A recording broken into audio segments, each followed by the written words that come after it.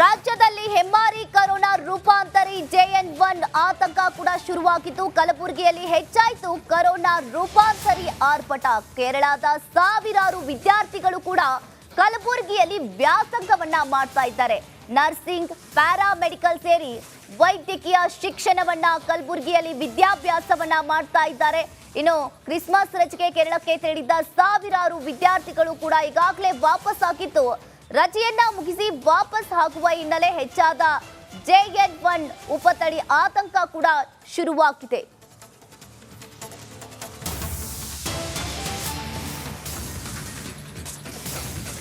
ಕೇರಳದಿಂದ ಬರುವ ವಿದ್ಯಾರ್ಥಿಗಳ ಬಗ್ಗೆ ಆರೋಗ್ಯ ಇಲಾಖೆ ಈಗಾಗಲೇ ಅಲರ್ಟ್ ಆಗಿದ್ದು, ಕಲಬುರಗಿಯ ಎಲ್ಲ ಮೆಡಿಕಲ್, ನರ್ಸಿಂಗ್ ಕಾಲೇಜುಗಳಿಗೆ ಈಗಾಗಲೇ ರಾಜ್ಯ ಸರ್ಕಾರ ನೋಟಿಸ್ ಅನ್ನ ನೀಡಿದೆ.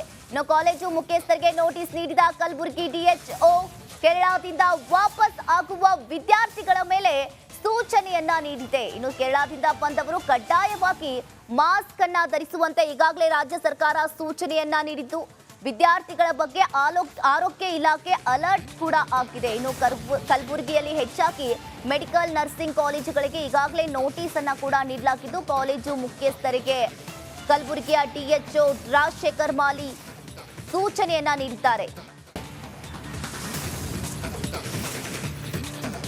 ರಾಜ್ಯದಲ್ಲಿ ಕರೋನಾ ರೂಪಾಂತರಿ ವೈರಸ್ನ ಆತಂಕ ಹೆಚ್ಚಾಗ್ತಾ ಇರುವಂಥದ್ದು. ಕೇರಳದಿಂದ ಸಾಕಷ್ಟು ವಿದ್ಯಾರ್ಥಿಗಳು ಕಲಬುರಗಿಯ ನರ್ಸಿಂಗ್ ಕಾಲೇಜ್ ಸೇರಿದಂತೆ ವಿವಿಧ ಮೆಡಿಕಲ್ ಕ್ಷೇತ್ರಗಳಲ್ಲಿ ಕೆಲಸ ಮಾಡ್ತಾ ಇರುವಂಥವ್ರು ಮತ್ತು ವಿದ್ಯಾರ್ಥಿಗಳು ಕೂಡ ಇರುವಂಥದ್ದು. ಹಾಗಾಗಿ ಕ್ರಿಸ್ಮಸ್ ರಜೆಗೆ ತೆರಳಿ ಸಾಕಷ್ಟು ಜನ, ಸಾವಿರಾರು ಜನ ವಾಪಸ್ ಬರುವಂಥ ವಿದ್ಯಾರ್ಥಿಗಳ ಬಗ್ಗೆ ಯಾವ ರೀತಿಯಾಗಿ ಕ್ರಮ ಕೈಗೊಳ್ಳೋದಕ್ಕೆ ಮುಂದಾಗಿದ್ದಾರೆ ಅನ್ನೋದ್ರ ಬಗ್ಗೆ ಮಾತಾಡೋದಕ್ಕೆ ನನ್ನ ಜೊತೆ ಕಲಬುರಗಿಯ DHO ಆದಂಥ ರಾಜಶೇಖರ್ ಮಾಲಿ ಅವರಿದ್ದಾರೆ. ಸೊ ಅವರನ್ನು ಮಾತಾಡಿಸ್ತಾ ಹೋಗ್ತೀನಿ. ಸರ್, ಕಲಬುರಗಿಯಲ್ಲಿ ಭಾಳ ಜನ ಕೇರಳದ ವಿದ್ಯಾರ್ಥಿಗಳಿದ್ದಾರೆ ಮತ್ತು ಮೆಡಿಕಲ್ ಸ್ಟಾಫು ಕೂಡ ಇದ್ದಾರೆ. ಸೊ ಈಗ ಸುದೀರ್ಘ ರಜೆ, 3 ದಿನ ರಜೆ ಇತ್ತು ಅಂತೇಳಿ ಎಲ್ಲರೂ ಕೇರಳಕ್ಕೆ ಹೋಗಿ ವಾಪಸ್ ಬರುವಂಥವ್ರ ಬಗ್ಗೆ ಯಾವ ರೀತಿ ಕ್ರಮ ತೆಗೆದುಕೊಳ್ಳುತ್ತೀವಿ? ಈಗಾಗಲೇ ನಾವು ಎಲ್ಲ ಒಂದು ಡೀನ್ ಆ್ಯಂಡ್ ಡೈರೆಕ್ಟರ್ಗೆ, ಮೆಡಿಕಲ್ ಕಾಲೇಜಿನವರಿಗೆ ತಮ್ಮ ಸಿಬ್ಬಂದಿ, ನಾಟ್ ಓನ್ಲಿ ಅವರಿಗೆ ನರ್ಸಿಂಗ್ ಸ್ಟಾಫ್ ಆಗಿರ್ಬೋದು, ಎಲ್ಲ ಥರದ ಸಿಬ್ಬಂದಿಗಳು ಯಾರು ಕೇರಳಕ್ಕೆ ಹೋಗಿದ್ದಾರೆ, ಕೇರಳದಿಂದ ಬೇರೆ ರಾಜ್ಯಗಳಿಗೆ ಹೋಗಿದರೂ ಕೂಡ ಬಂದಾಗ ಅವರಿಗೆ ಯಾವುದಾದ್ರೂ ಕಾಯಿಲೆಗಳು ತಪ್ಪಿದರೆ, ನೆಗಡಿ, ಕೆಮ್ಮು, ಜ್ವರ ಇತ್ತು ಅಂದರೆ ಸ್ವಯಂ ಆಗಿ ಅವರಿಗೆ ನಾವು ಐಸೋಲೇಷನ್ ಆಗಂತ ಹೇಳಿದ್ದೀವಿ, ಹೋಮ್ ಐಸೋಲೇಷನ್ ಅಂತೆ. ನಂತರ ಅವರಿಗೆ ಕಂಪಲ್ಸರಿಯಾಗಿ ಕಡ್ಡಾಯವಾಗಿ ಅವರಿಗೆ ನಾವು ಸ್ವಾಬ್ ತೊಗೋಬೇಕು ಅಂತ ತಿಳ್ಕೊಂಡು, ಅವರಿಗೆ ಟೆಸ್ಟ್ ಮಾಡಿಸ್ರಿ ಅಂತ ತಿಳ್ಕೊಂಡು ನಾವು ಡೀನ್ ಆ್ಯಂಡ್ ಡೈರೆಕ್ಟ್ರಿಗೆ ಎಲ್ಲರೂ ನಾವು ಪತ್ರನೂ ಬರೆದಿದ್ದೀವಿ.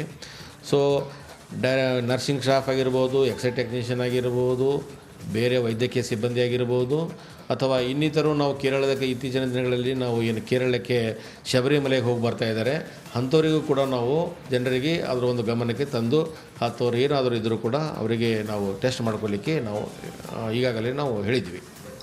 ಈಗ ಕೇರಳದಿಂದ ಬರುವಂಥವ್ರು ಪ್ರತಿಯೊಬ್ಬರಿಗೂ ತಪಾಸಣೆ ಮಾಡಬೇಕು ಅನ್ನುವಂಥದ್ದು, ಅಥವಾ ಅಲ್ಲಿ ಅವರ ಆರೋಗ್ಯದಲ್ಲಿ ಏರುಪೇರು ಆದಂಥ ಸಂದರ್ಭದಲ್ಲಿ ಅಂಥವ್ರಿಗೆ ಮಾತ್ರ ತಪಾಸಣೆ? ಸದ್ಯ ನಮ್ಮ ಗೈಡ್ಲೈನ್ಸ್ ಪ್ರಕಾರ ಈಗ ಏನು ನಮ್ಮ ಇದೆ, ಅದರಲ್ಲಿ ನಾವು ಏನಾದರೂ ಅವರಿಗೆ ಸ್ವಯಂ ಘೋಷಿತವಾಗಿ ಅವರು ಐಸೋಲೇಷನ್ ಆಗಬೇಕು ಒಂದಿದ್ದು ಅಂದರೆ ಅವರಿಗೆ ನಾವು ಹೇಳೋದು. ಎರಡನೇದು, ಅವರಿಗೆ ಏನಾದರೂ ನೆಗಡಿ, ಕೆಮ್ಮು, ಜ್ವರ ಬಂದಾಗ ಮಾತ್ರ ಅವರು ಟೆಸ್ಟ್ ಮಾಡ್ಕೊಬೋದು.